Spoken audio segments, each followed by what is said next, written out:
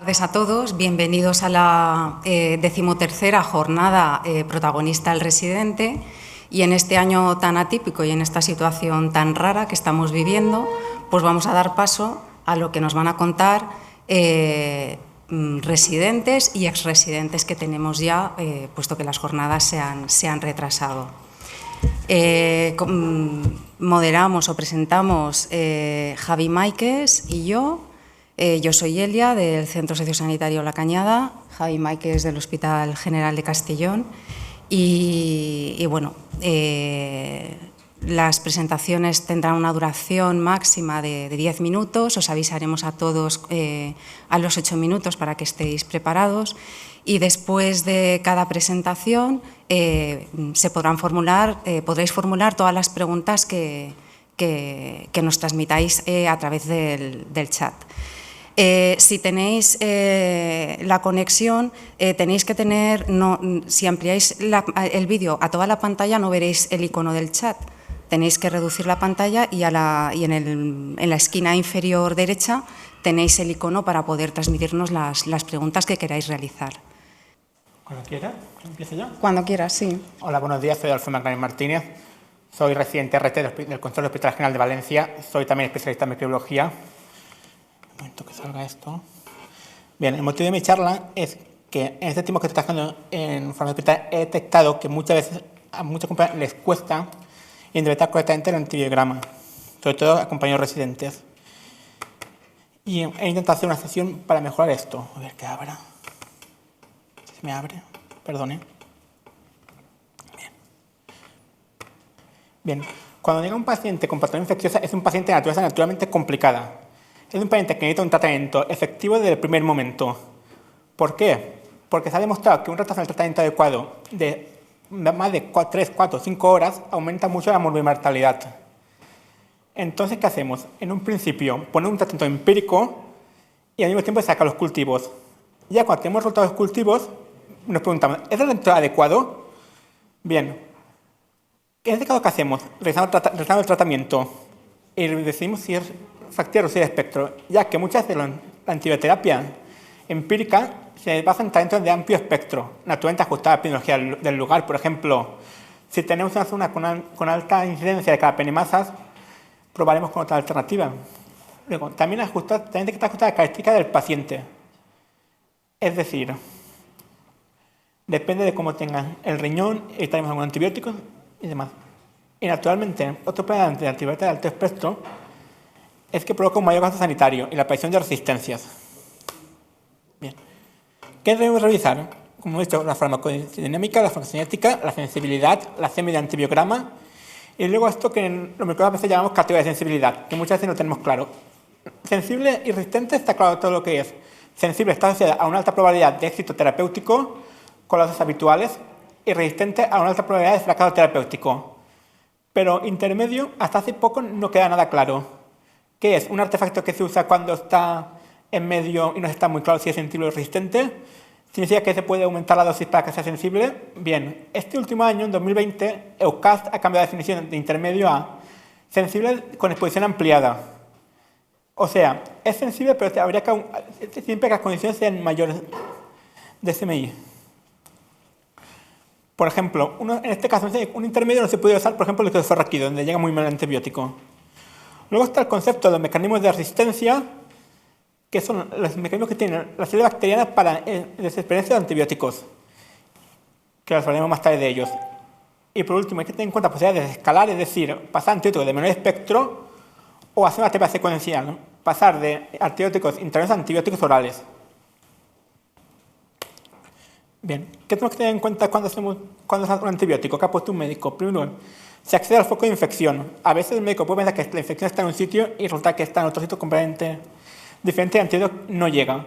Pongamos un caso de sepsis, por ejemplo, por cándidas, una candidemia, y el médico en primer lugar ha detectado, ha pensado, he puesto una quinocandina. Resulta que aparecen también las cándidas en orina. Habría que complementar porque las cándidas no llegan a orina. Luego, que tiene los parámetros PKP adecuados. Por ejemplo, que el tiempo dependiente, la penicilina, el clásico antibiótico tiempo dependiente. Es importante pensar que la concentración, que la efectividad depende del tiempo que la CMI sea mayor que la CMI, un segundo, que la concentración sea mayor que la CMI del microorganismo. Conectores dependientes, caso clásico de los aminoglucósidos. Lo importante es la altura del pico y AUC dependientes. El área baja la curva del pico. A ver, aquí hay, no hay puntero. Bien. ¿Por qué es importante esto? Porque si lo hacemos mal y nos quedamos cortos con el antibiótico, puede pasar esto. Tenemos una población azul de bacterias que son todas sensibles y una pequeña que tiene una pequeña mutación de resistencia. ¿Qué pasa? Que cuando eliminamos estas bacterias, esa resistente empieza a multiplicarse. Poco a poco pueden aparecer nuevas mutaciones de resistencia. Y esas mutaciones pueden volver a aparecer nuevas mutaciones de resistencia, llegando ya a la cepa completamente resistente, representada por los puntos rojos que ahora veremos. Bien. Como hemos visto, antibióticos dependientes, hay que fijarse cuando validamos en los regímenes de prevención extendida en la estabilidad del fármaco. Primero, nos pueden decir, por ejemplo, queremos poner el Sabicefta cada 12 horas y miramos la cita técnica y vemos que 12 horas no aguantan el gotero. Luego, hay que ver también en la prevención continua en pensar en la dosis de choque. Si ponemos antibióticos poco a poco, directamente sin poner la dosis de choque, la concentración irá aumentando muy lentamente y daremos tiempo a que la bacteria se adapte y genere resistencias. En la concentración dependiente, la efectividad depende del pico, que este sea muchas veces mayor que la SMI. ¿Qué pasa? Que si nos comparamos, vemos las fichas técnicas de los aminoglucósidos, como muchos sabréis, están obsoletas. Aún ponen de régimen de 8 o 12 horas. En endocarditis, incluso en endocarditis, que tradicionalmente se había dicho que había que mantener esos regímenes, ahora sí llega a opinar de que el intervalo extendido sirve. Un momento. Luego tenemos AUC dependientes. El plan de efectividad es el AUC, son más de monitorizar, obviamente, y muchas veces se usa un valor extrapolado. En el caso de, por ejemplo, la vancomicina, la CMI del Valle. Según EUCAST, la vancomicina es esporádica porque según EUCAST es sensible cuando la concentración es inferior a 4 mg/l para estafilococos, pero a efectos clínicos, según Mensa, esas concentraciones hay riesgo de nefrotoxicidad, así que la práctica no será recomendable en monoterapia. Bien, luego vamos a hablar un poquito del tema de la resistencia. ¿Cómo voy de tiempo? Me quedan 4 minutos. Vale, perfecto. Vale, vamos a hablar un poquito de la resistencia. Entendemos resistencia de como he dicho, alguna otra probabilidad de que fracase el tratamiento. Existen estos mecanismos de resistencia que pueden dar lugar a resistencias cruzadas. Luego, lo que nos sorprende muchas veces es que existen mecanismos con resistencias intrínsecas. Aquí en esta diapositiva vamos a ver algunas de las más comunes. Por ejemplo, en la síntesis de Baxmani, resistencia a la ampicilina. En Pseudomonas, que es uno de los riesgos de resistencia intrínseca, es resistencia a cefalosporina de primera y segunda generación por el gen ANCE, a ceftriaxona, cipro, a contribusazol, a artapenen también es resistente. Por ejemplo, en Proteus, cuando veáis, acordaos que siempre resistente a nitrofurantoína. Destaca también en gram positivos pediococcus con los que siempre son resistentes a vancomicina y los enterococos que disponen del genotipo Vance. Enterococcus gallinarum, cassiflavus y flavescens. Hablando de mecanismos de resistencia en gram negativo, las BLES usan cefalosporina de primera y segunda generación. En ocasiones, la sensibilidad de la cefalosporina de tercera puede estar mantenida, pero tiene que estar indicado expresamente. En casos de ANCE inducibles, lo que ocurre es que se puede inducir la expresión y puede llegar a hidrolizar cefalosporina de tercera. Entonces, ¿qué tenemos? Que aparece sensible en los primeros aislados, pero luego se vuelve resistente si se da monoterapia. Las enfermedades que tenemos una clasificación de los tipos que tenemos, las metalos de clase B, que se caracterizan por tener un catión metálico en el centro de la enzima, son estas tiranas sensibles.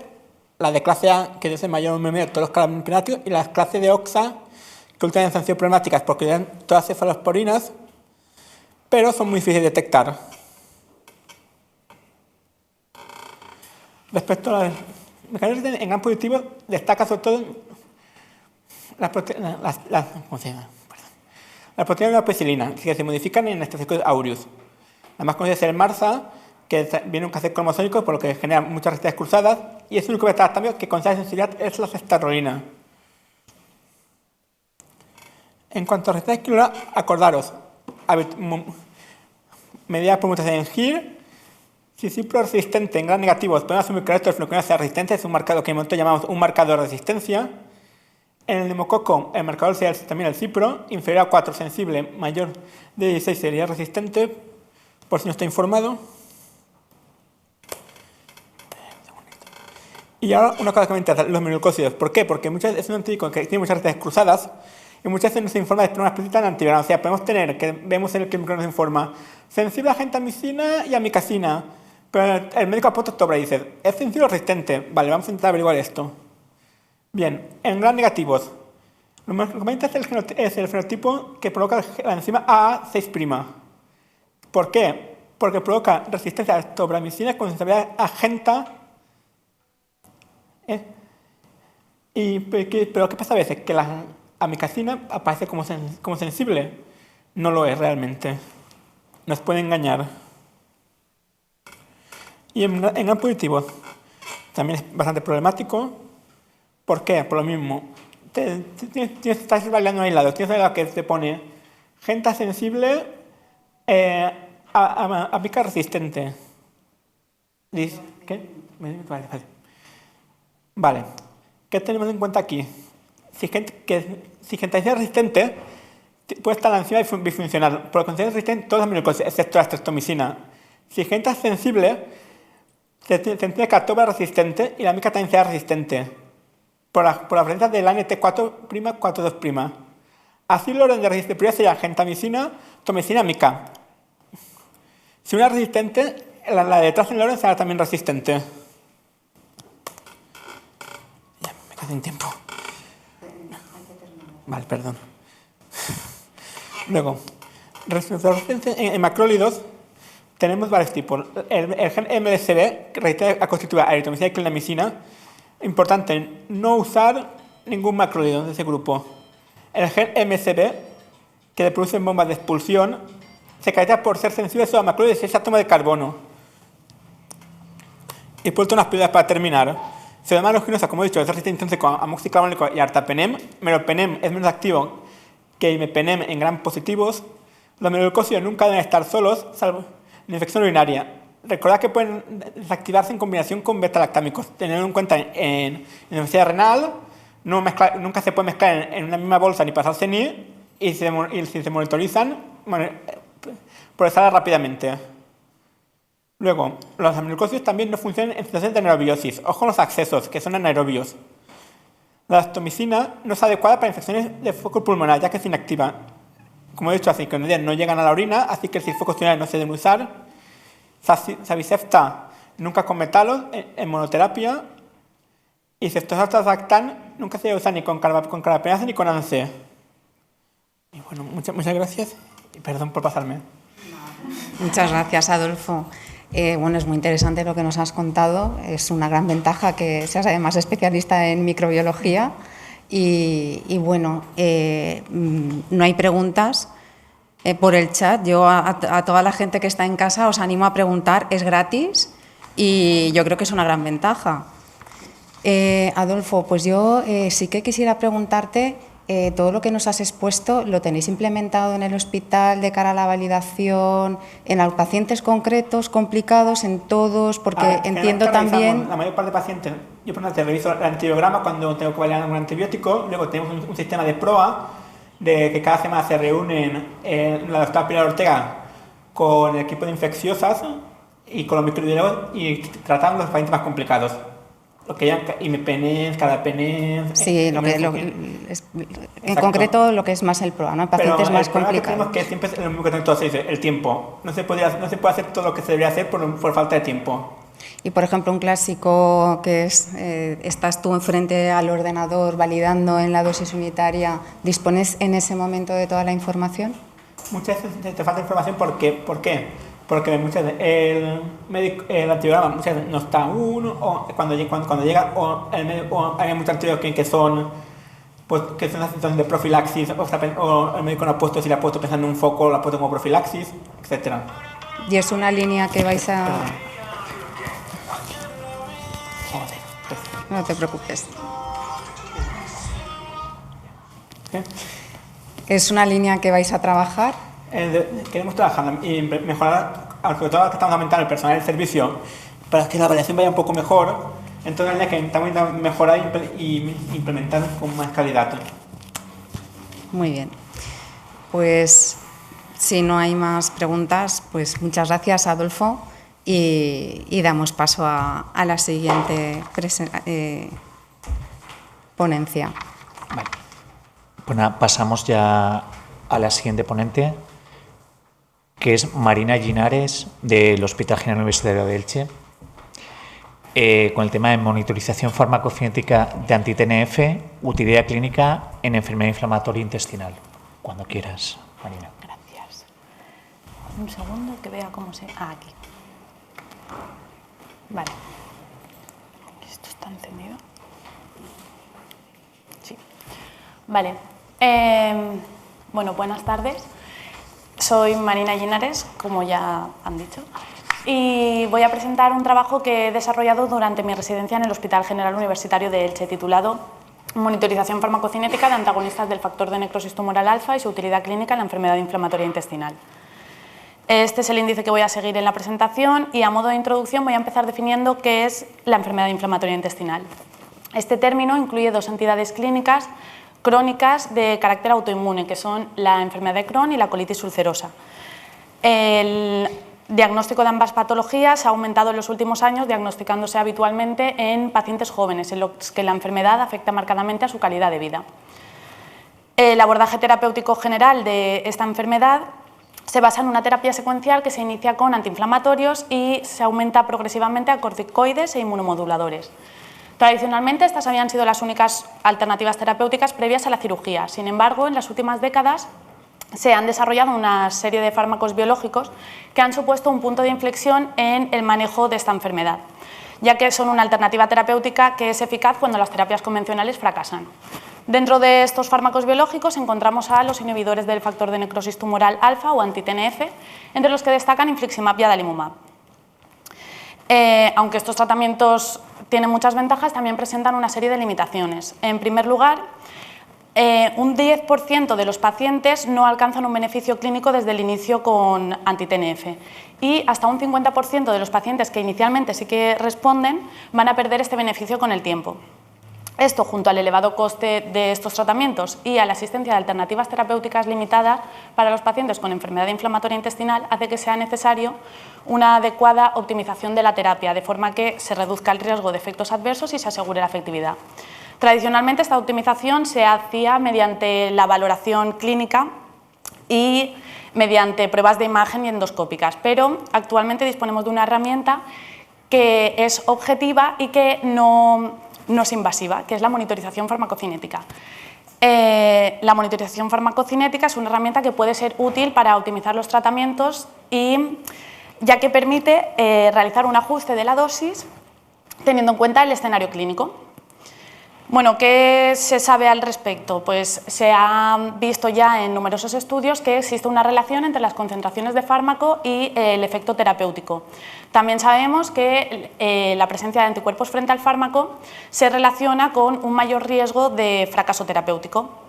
Sin embargo, el intervalo terapéutico objetivo no está bien definido en la literatura y hay limitados estudios prospectivos que avalen el uso de esta herramienta en la práctica clínica habitual. Por ello, nuestro proyecto pretende aportar nuestra experiencia en el uso de la monitorización farmacocinética de anti-TNF en la práctica clínica habitual en el manejo de los pacientes con enfermedad inflamatoria intestinal. Así pues, nos marcamos los siguientes objetivos. En primer lugar, vamos a describir las monitorizaciones de infliximab y adalimumab llevadas a cabo en un periodo de 2 años y vamos a evaluar el impacto de esta intervención en la toma de decisiones clínicas. El diseño del estudio se trata de un estudio retrospectivo descriptivo que se llevó a cabo en un hospital terciario, en el Hospital de Elche, y nuestra población de estudio fueron todos los pacientes con enfermedad inflamatoria intestinal en tratamiento con adalimumab e infliximab, de los que se disponía de al menos una monitorización farmacocinética que tenía un resultado interpretable. Las variables que recogimos se muestran en la diapositiva y también se muestra el intervalo terapéutico que nosotros consideramos como óptimo a la hora de evaluar nuestros resultados. ¿Y cuáles son estos resultados? Durante el desarrollo de nuestros proyectos se identificaron un total de 126 pacientes con enfermedad inflamatoria intestinal que estaban siendo tratados con adalimumab o infliximab. Sin embargo, únicamente un 52% de estos fueron elegibles para nuestro estudio, ya que solo 66 de estos pacientes habían sido monitorizados al menos en una ocasión. Las características clínicas y demográficas de los pacientes se muestran en la diapositiva. En cuanto a los motivos por los cuales se solicitó la determinación analítica, como vemos en el gráfico, en la mayoría de los casos, en un 60% aproximadamente, la determinación se solicitó ante la presencia de síntomas, es decir, se llevó a cabo una monitorización reactiva. Aunque la mayoritaria fue la monitorización reactiva, vemos que un alto porcentaje de pacientes se monitorizaron de forma proactiva, con una enfermedad estable. Esto concuerda con las recomendaciones de la guía australiana, publicadas en 2017, que abogan por el uso de la monitorización proactiva como herramienta que mejora la eficiencia de estos tratamientos. Sin embargo, hay una posición enfrentada, que sería la que defiende la Sociedad Estadounidense de Gastroenterología, que concluye que no hay evidencia suficiente que apoye la monitorización farmacocinética de pacientes que están estables. En cuanto a los resultados de las determinaciones, y en el gráfico vemos su interpretación en relación con el intervalo terapéutico que consideramos óptimo. Vemos que únicamente una tercera parte de nuestros pacientes presentaban concentraciones plasmáticas dentro de lo que consideramos el rango de eficacia, estando la mayoría de las determinaciones por debajo de esta exposición óptima. Las recomendaciones del farmacéutico, ¿cuáles fueron? Pues van acordes a lo que acabamos de ver. En la mayoría de los casos, el farmacéutico recomendó algún ajuste de la pauta posológica, siendo el prioritario el de la intensificación. Pero, ¿qué pasa cuando evaluamos únicamente las monitorizaciones que se llevaron a cabo de forma proactiva?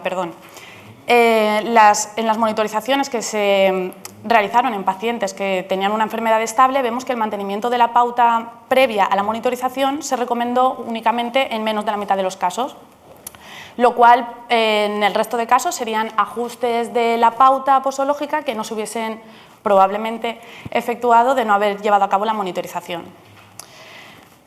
Si evaluamos el grado de aceptación de la intervención del farmacéutico por parte del médico que solicita la prueba, vemos que en más de un 80% de los casos el clínico que solicita la monitorización farmacocinética finalmente sigue la recomendación del farmacéutico, lo cual refuerza la afirmación de que la monitorización farmacocinética es una herramienta útil para guiar la toma de decisiones clínicas. Bueno, y queríamos ver también si esta intervención al final tenía unos resultados beneficiosos para el paciente. Para ello evaluamos la evolución de biomarcadores, en concreto la calprotectina fecal y la proteína C reactiva, previos a la monitorización y 3 meses tras esta. Lo que vimos fue que se producía una reducción de estos valores a los 3 meses tras la monitorización. Sin embargo, estas reducciones no alcanzaban en todos los casos significación estadística, pero podrían sugerir una mejora del estado de la enfermedad de los pacientes promovido por la decisión tomada tras la monitorización. Esto se refuerza cuando hacemos el mismo análisis segmentando en función de si se acepta o no la recomendación del farmacéutico. Vemos que en el caso de las recomendaciones aceptadas sí que conseguimos una reducción que alcanza significación estadística. En cuanto a las limitaciones de nuestro proyecto, hay bastantes, aquí he puesto 3. La primera de ellas sería que en nuestro proyecto la actividad de la enfermedad se evalúa mediante la valoración subjetiva del clínico recogida en las historias clínicas. La falta de datos clínicos o endoscópicos objetivos para evaluar la actividad es una limitación. En segundo lugar, hay una gran variabilidad del intervalo terapéutico que se define como el ideal en la literatura. Esta falta de consenso en cuál es el intervalo terapéutico óptimo es una limitación, ya que la elección de un intervalo u otro va a afectar a nuestros resultados. Y por último, para mejorar la eficiencia de la técnica, se recolectan muestras de todo el Departamento de Salud y se analizan de forma centralizada en un laboratorio, que es el Laboratorio de Alicante. los tiempos de espera derivados de la recolección de estas muestras son una limitación, ya que en muchos casos el estado de los pacientes no permite esperar a la obtención de los resultados analíticos para llevar a cabo una decisión terapéutica. Y como conclusiones de nuestro trabajo, hemos visto, en primer lugar, que hay un bajo porcentaje de pacientes monitorizados, únicamente 1 de cada 2. En la mayoría de las monitorizaciones se solicitan ante la presencia de síntomas y encontramos que las concentraciones de fármaco no son las adecuadas. Por ello, el farmacéutico recomienda en la mayoría de los casos la modificación de la pauta posológica y vemos que hay un alto seguimiento de esta recomendación del farmacéutico por parte del médico digestivo. Esto refuerza la afirmación de que la monitorización farmacocinética de anti-TNF es una herramienta útil para guiar la toma de decisiones clínicas y debería de ser un parámetro más a controlar en el seguimiento de los pacientes con enfermedad inflamatoria intestinal en tratamiento con biológicos. He puesto la bibliografía y ya está, por si acaso. Muchas gracias, Marina. De momento no hay ninguna pregunta en la audiencia. Animamos a que sigáis preguntando. De momento, vale, en la charla hace referencia precisamente a que se monitoriza porque hay una correlación entre concentración plasmática y eficacia. No obstante, también has comentado que parece ser que lo que es el intervalo terapéutico óptimo pues o no está bien definido o hay críticas respecto a ese. También, a lo mejor, por la experiencia que tenemos en el hospital, el intervalo puede ser diferente a lo mejor según si es el periodo de inducción o el periodo de mantenimiento. ¿Qué nos puedes aportar respecto a esta variabilidad que hay sobre estos datos? Vale. La variabilidad que hay en cuanto al intervalo terapéutico que se recoge en la literatura es debida a la gran heterogeneidad que hay en los estudios. En primer lugar, hay diferencias en qué es efectividad del tratamiento. ¿Cómo definimos la efectividad? Hay estudios que definen efectividad como una reducción de parámetros de inflamación como la PCR, pero hay otros que lo que buscan es un objetivo más específico, más exigente, como la curación de la mucosa o curación endoscópica. La variabilidad en este punto final de los estudios va a dar lugar a una variabilidad en cuál es el objetivo que ellos definen como óptimo. Después también, como has comentado, hay distintos escenarios en los que es útil la monitorización farmacocinética. Tradicionalmente se había empleado ante la falta de eficacia, pero en los últimos años se ha visto que puede ser muy útil en la inducción o en el mantenimiento en pacientes que están controlados. Entonces, el momento en el que monitorizas también va a afectar a cuál es el intervalo terapéutico objetivo. Y por último, también hay diferencias en cuanto a los fenotipos de enfermedad. Se ha visto que, por ejemplo, en la enfermedad perianal se requieren unas concentraciones mayores de fármaco que en otros fenotipos de la enfermedad. Entonces, todo esto hace que tengas que evaluar en cada paciente en su contexto a la hora de seleccionar el intervalo. Vale, entonces tenemos que individualizar el intervalo terapéutico. En todo. Vale, pues, a ver, hay una pregunta. Vale, ¿tenéis en cuenta el mismo rango terapéutico si es colitis ulcerosa o enfermedad de Crohn? La pregunta la hace Antonio Pellicer.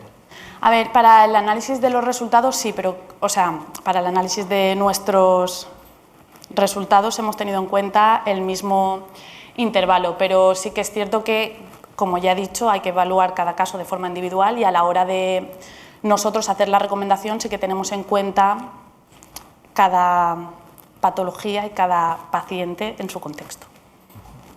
De acuerdo, pues muchas gracias. A ti. Bueno, pues damos paso a la siguiente presentación. Silvia Conde Giner, del Hospital General Universitario de Castellón, y nos va a hablar de diseño y validación de una ecuación predictiva de la concentración libre de ácido valproico. Cuando quieras.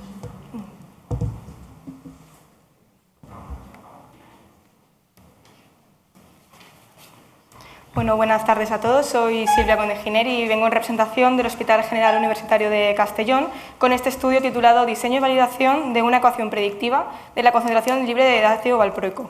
Se trata de un estudio que inicié durante mi rotación durante la residencia de R2 y que voy a presentar aquí los resultados. El ácido valproico es un antiepiléptico ampliamente utilizado y conocido por todos, cuyo mecanismo de acción se basa en la potenciación de las vías inhibitorias neuronales, que está indicado en cualquier presentación de epilepsia. Puede utilizarse tanto en mono como en politerapia y además también en otras patologías como el trastorno bipolar, ya que tiene utilidad como estabilizador del ánimo. Se trata de un fármaco que, a pesar de sus inconvenientes e interacciones, se sigue utilizando en el manejo habitual de los pacientes con epilepsia. En cuanto a su farmacocinética, presenta una elevada unión a proteínas plasmáticas con una fracción libre en torno al 10%, se une mayoritariamente a la albúmina y la cinética de unión es saturable.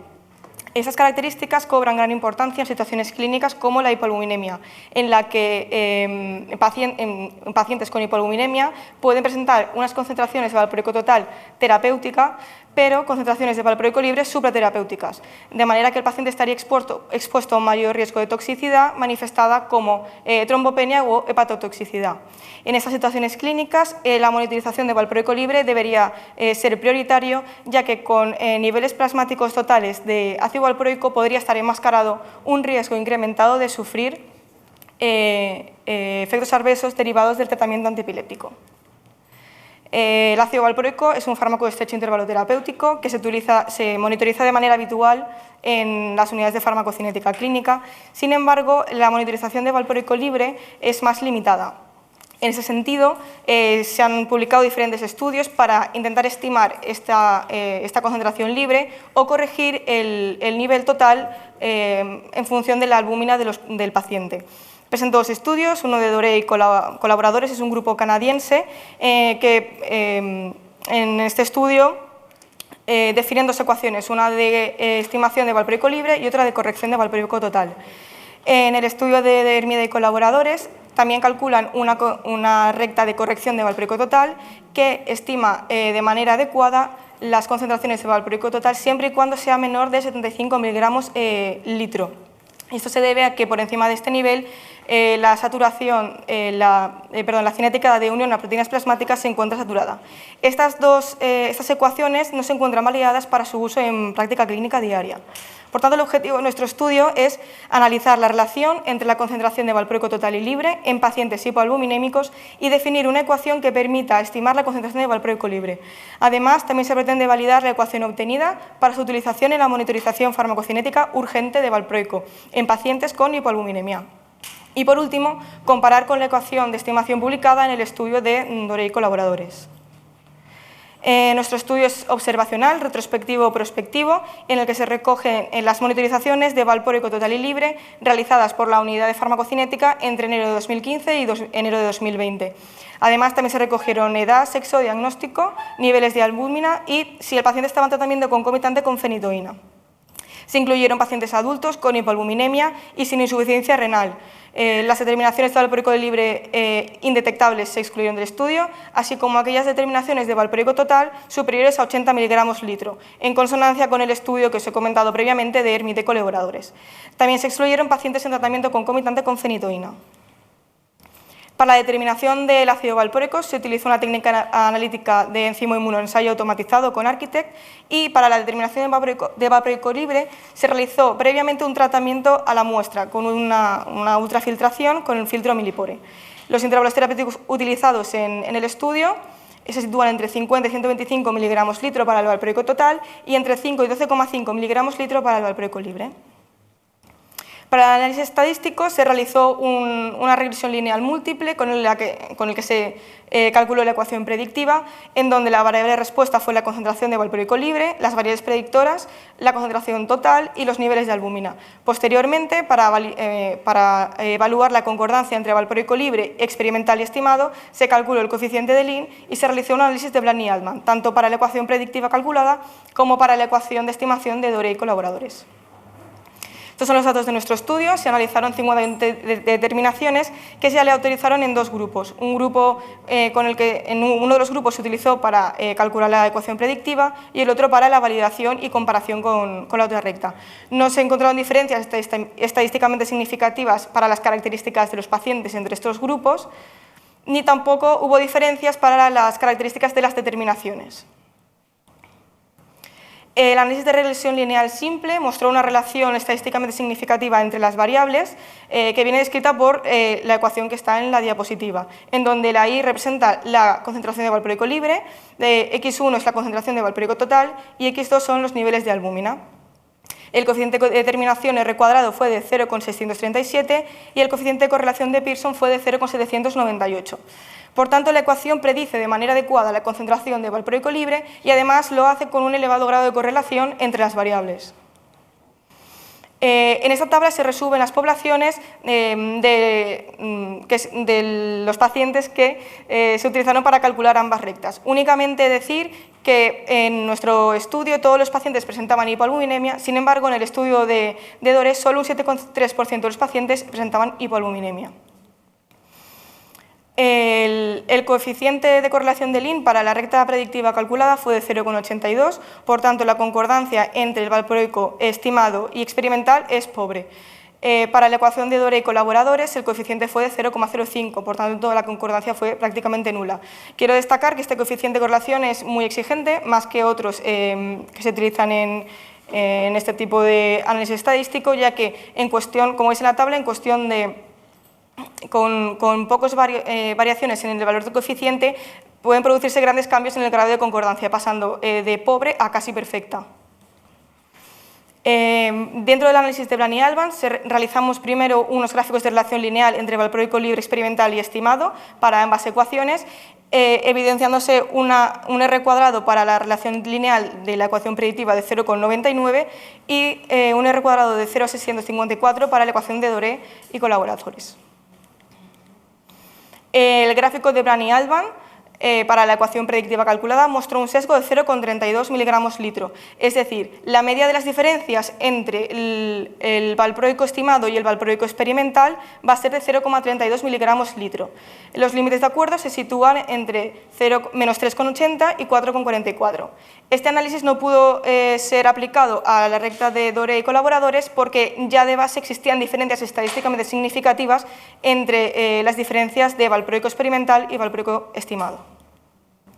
Como limitaciones de nuestro estudio, pues, tenemos un pequeño tamaño muestral, ya que todos los pacientes debían de presentar hipoalbuminemia.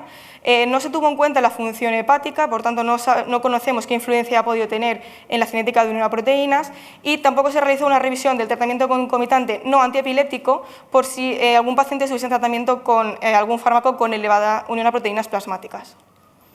Como conclusiones, la recta predictiva calculada es una herramienta útil y validada para estimar la concentración libre de ácido valproico en pacientes hipoalbuminémicos con función renal normal y cuyo nivel plasmático total sea inferior a 80 miligramos litro. La ecuación de predicción infraestima ligeramente la concentración de valproico libre con un sesgo mínimo de 0,32 miligramos litro y los límites de concordancia son aceptables. Y por último, la utilización de esta recta no debe sustituir a la determinación experimental, sino que se sitúa como un apoyo en la monitorización urgente de valproico para la realización del informe farmacocinético. Eso es todo. Bien, muchas gracias. Te has ajustado al tiempo. Por aquí no hay ninguna pregunta, así que pues te la hago yo. Vale. ¿Qué ventajas tiene vuestra ecuación frente a la de DORE? ¿O qué diferencias? ¿Por qué planteáis esa ecuación?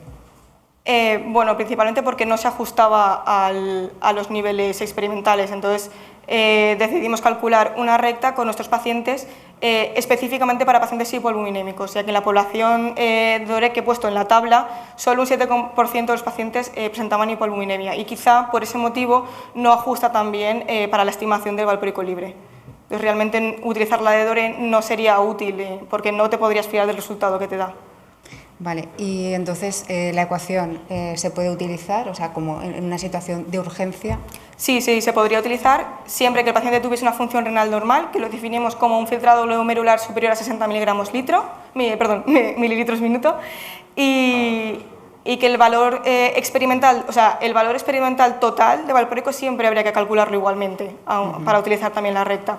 Ese valor no podría ser superior a 80 miligramos litro, porque excluimos a esos pacientes del estudio. ¿Vais a continuar perfeccionando la ecuación y viendo si se comporta mejor? Queremos hacer otro estudio, pero con pacientes con insuficiencia renal, ya que ahí el papel del filtrado glomerular podría tener también un papel muy importante. Y bueno, estamos recogiendo datos, a ver si sale. Muy bien. Pues nada más, por aquí no hay más preguntas. Muy bien, gracias. Damos paso a la siguiente. Muchas gracias. Pues damos paso ya a la última ponente, Sara. Bueno, se trata de Sara Martínez Pérez, que viene del Hospital General Universitario de Elche, y su ponencia se titula La evaluación del grado de adherencia al tratamiento intravenoso crónico no antineoplásico de pacientes ambulatorios. Pues está poniendo la ponencia y en un momento empezaremos. Vale, buenas tardes, soy Sara Martínez Pérez y mi trabajo se titula Evaluación del grado de adherencia al tratamiento intravenoso crónico no antineoplásico de pacientes ambulatorios. Este es el esquema que vamos a seguir y bueno, vamos a empezar con una breve introducción. La adherencia, según la Organización Mundial de la Salud, el grado en el que el comportamiento de una persona se corresponde con las directrices recomendadas por un profesional de la salud. Para que un paciente aumente su adherencia es necesario que éste adquiera un papel activo en el proceso de gestión de su enfermedad. La falta de adherencia al tratamiento prescrito va a dar lugar a una disminución en los resultados de salud, una reducción en la calidad de vida y un aumento de los costes de la atención sanitaria prestada. Es por ello que la medición lo que pretende es conocer la falta de adherencia real de cada enfermedad para así poder tomar medidas adecuadas para evitarla y para aumentar así la calidad, los resultados en salud. ¿Por qué nos hemos centrado en los pacientes con tratamiento crónico? Las enfermedades crónicas tienen un impacto negativo en la calidad de vida y además consumen un elevado porcentaje de recursos sanitarios. Es actualmente considerada la primera causa de muerte en el mundo y la falta de adherencia en estos pacientes en la población adulta se estima en torno al 50% y en la población pediátrica entre el 50 y el 88%. Es por eso que la falta de adherencia a estos tratamientos es un problema mundial de alarmante magnitud. En cuanto a la población de nuestro estudio, podemos distinguir dos tipos de pacientes. Los pacientes externos son aquellos a los que el servicio de farmacia les dispensa medicación que se autoadministran en el domicilio, y los pacientes ambulatorios, que son aquellos que acuden al hospital de día de forma periódica para recibir tratamiento, y este es administrado por profesionales pertenecientes al centro sanitario. Respecto a estos últimos, no hay una bibliografía suficiente que haya evaluado la adherencia al tratamiento intravenoso de pacientes con patologías no tumorales. Por todo lo comentado anteriormente, nos planteamos tres objetivos: evaluar el grado de adherencia al tratamiento intravenoso crónico no antineoplásico de pacientes ambulatorios que acuden periódicamente al hospital de día y cuya preparación, la preparación del fármaco, es asumida por el servicio de farmacia. Determinar qué variables están relacionadas con el hecho de ser adherente o no, y por último analizar los desvíos de programación de la cita previa en hospital de día y el impacto que tiene en el servicio de farmacia. Para ello diseñamos un estudio descriptivo longitudinal retrospectivo de 3 años de duración. Se incluyeron todos los pacientes que acudían a hospital de día a administrarse dicho tratamientos intravenosos crónicos no antineoplásicos, y se excluyeron los pacientes que tenían más de una residencia y podían recibir el mismo en diferentes hospitales. Las variables de estudio recogidas: en primer lugar, el grado de adherencia se calculó en base a los registros de administración del servicio de farmacia y el intervalo posológico de los fármacos. Se expresó en porcentaje y se consideró adecuado cuando era mayor o igual al 90%. Las ocasiones en las que las citas eran canceladas por un motivo justificado, enfermedad propia o de algún familiar, o que eran recuperadas en los 5 días anteriores o posteriores a la original, no se consideraron como cancelaciones a la hora de calcular el grado de adherencia. En cuanto a los factores determinantes del cumplimiento que recogimos, se pueden clasificar en 4 ámbitos: demográficos, clínicos, relacionados con el tratamiento y psicosociales. Los desvíos de programación del hospital de día. El circuito habitual era el siguiente: la farmacéutica validaba la prescripción de los pacientes que iban a acudir al día siguiente al hospital de día y diariamente hospital de día iba avisando al servicio de farmacia de la asistencia de cada paciente. De esta forma se preparaba la mezcla intravenosa en el servicio. Desviaciones consideramos dos: cuando el paciente no acudía, en cuyo caso la mezcla intravenosa no se preparaba, y cuando el paciente acudía sin cita previa, en cuyo caso la mezcla intravenosa sí que se preparaba, pero fuera del circuito estipulado. Para ver el impacto que esta desviación tenía en el servicio de farmacia, lo que empleamos fue las unidades relativas de valor. Son unidades de medida artificiales y normalizadas que se emplean en el ámbito sanitario para poder comparar procesos. Atendiendo al catálogo de la Sociedad Española, se calculó las URVs correspondientes a la elaboración de mezclas intravenosas estériles, atendiendo a los tiempos de cada categoría profesional. Por ello, pacientes que no acudían se sumaba 3,5 URVs y pacientes que acudían sin cita previa 13,5 URVs. En cuanto al análisis de datos, se hizo un estudio descriptivo y después un contraste de hipótesis empleando los test adecuados en función de la naturaleza de cada una de las variables. La significación estadística se fijó en valores para todos los test en valores con P inferior a 0,05. Y ya pasamos a los resultados. Se incluyeron un total de 300 pacientes, de los cuales 179 eran mujeres. La edad media fue 47 años y la persistencia del tratamiento de 4 años. La patología más frecuente fue la enfermedad de Crohn, seguida por la artritis reumatoide y la colitis ulcerosa. En concordancia a este hecho, el medicamento más frecuentemente infundido fue el infliximab, seguido del tocilizumab y del vedolizumab. En cuanto a nuestro primer objetivo, la adherencia al tratamiento, la adherencia se consideró adecuada, mayor o igual al 90% en el 82% de los pacientes. Esto dista de lo reportado en un estudio con pacientes con artritis reumatoide, en el que estaban en tratamiento con anti-TNFs intravenosos, en los que se vio que después de un año de tratamiento la adherencia reportada era mucho menor que la obtenida en nuestro estudio. En cuanto a los factores determinantes del cumplimiento, se observó que la edad, la persistencia, el medicamento y la frecuencia de administración se relacionaban de forma significativa con el hecho de ser adherentes o no. Vamos a ver a continuación estos brevemente. En cuanto a la edad, los pacientes no adherentes presentaron una edad menor que los pacientes adherentes. Lo reportado en la bibliografía es bastante contradictorio. En un estudio con pacientes con enfermedad inflamatoria intestinal, la edad avanzada se asoció con una mayor probabilidad de adherencia. Sin embargo, en un estudio en el que se incluyeron pacientes con enfermedad inflamatoria de la piel, el hecho de ser mayores suponía una adherencia peor por falta de comprensión, olvidos o incluso falta de autonomía. En cuanto a la persistencia del tratamiento, en los pacientes no adherentes esta persistencia fue mayor. Se sabe que las patologías crónicas generan mayores problemas de adherencia que aquellas patologías agudas o de una duración más corta. Y el medicamento y la frecuencia de administración. Cabía esperar que aquellos pacientes en tratamiento con medicamentos de una frecuencia de administración mayor tenían más probabilidades de no acudir a un mayor número de citas y, por tanto, también presentar una peor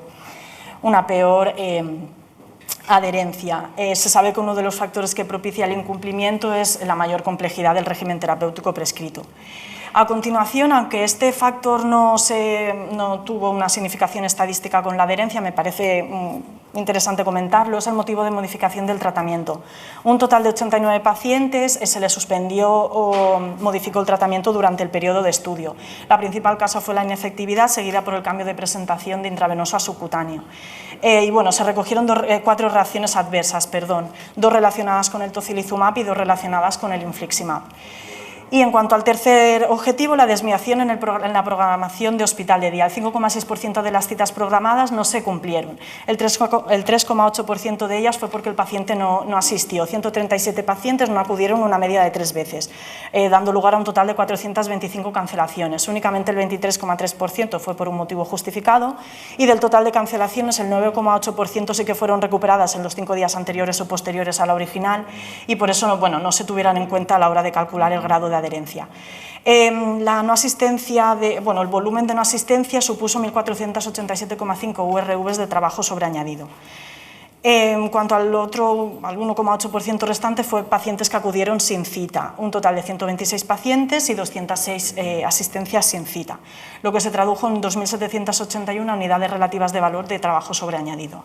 En cuanto a las limitaciones, la principal limitación es la falta de datos de efectividad del tratamiento y de algunas otras variables clínicas que podrían tener relación con el hecho de ser adherente o no.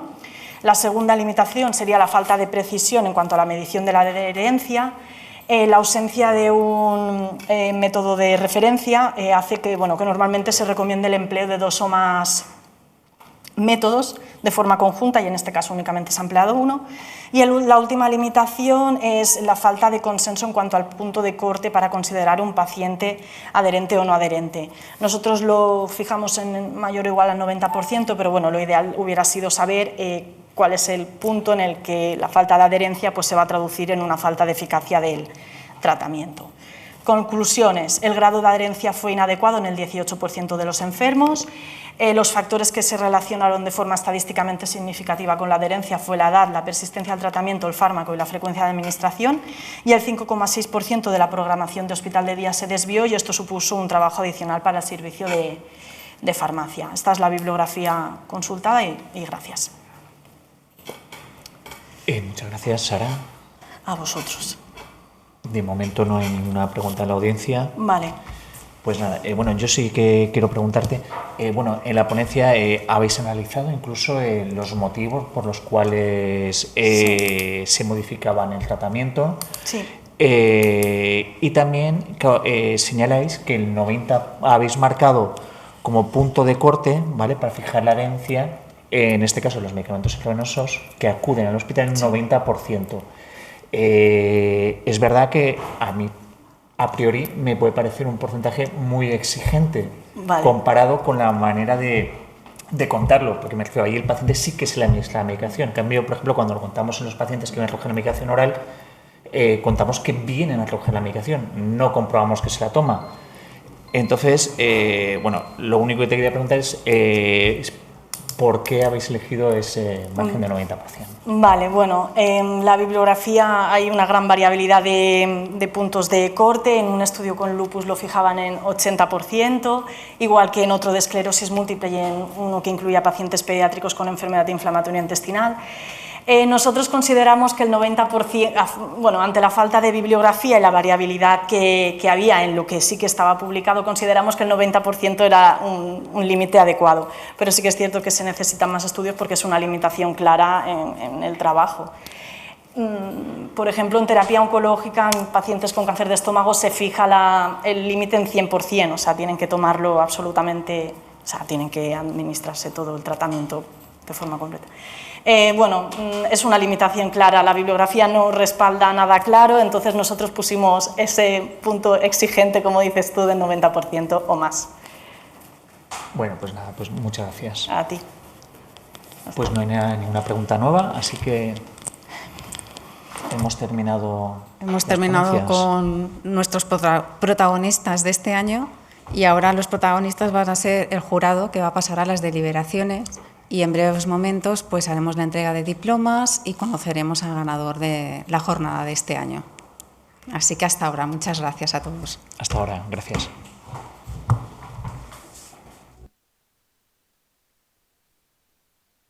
Hola de nuevo a todos, ya estamos de vuelta y ya tenemos el resultado de nuestro jurado. Vamos a hacer la entrega de diplomas y también pues del premio al ganador. Vamos a ir llamando por orden para entregaros los diplomas. En primer lugar, pues Pilar Ponce Ortega, del Hospital Clínico Universitario de Valencia.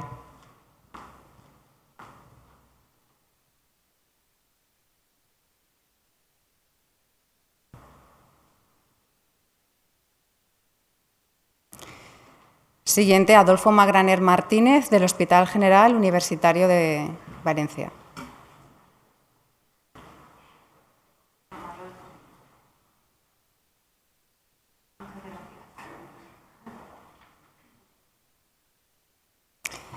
Ana Hernández Guío, del Hospital Universitario San Juan de Alicante.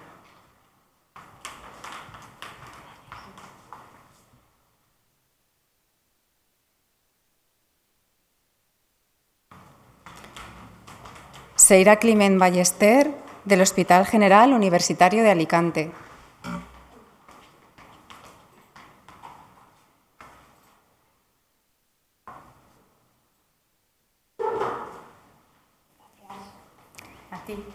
Marina Llinares Esquerdo, del Hospital General Universitario de Elche. Marina, toma. Muchas gracias.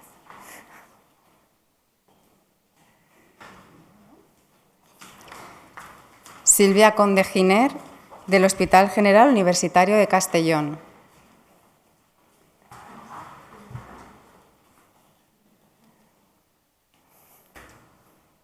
Esos aplausos virtuales. Y Sara Martínez Pérez, del Hospital General Universitario de Elche. Hola, Sara.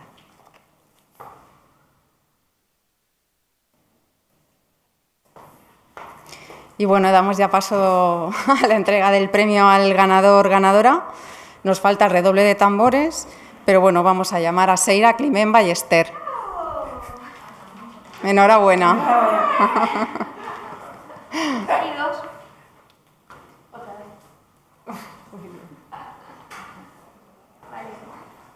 Muchas gracias, Seira.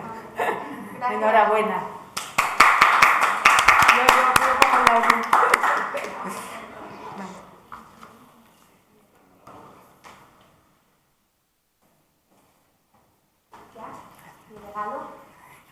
Te regalo, ya se me ha olvidado de qué Adivina qué. Sorpresa. Sorpresa.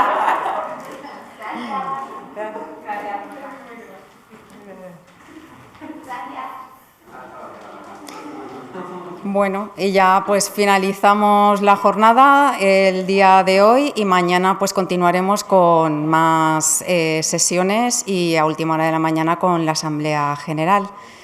Y nada, muchas gracias a todos. De nuevo, muchísimas gracias a los residentes por el esfuerzo que han hecho en esta época, pues bueno, en este periodo de tiempo que ha sido pues difícil para ellos y para todos. Muchas gracias a todos y hasta mañana.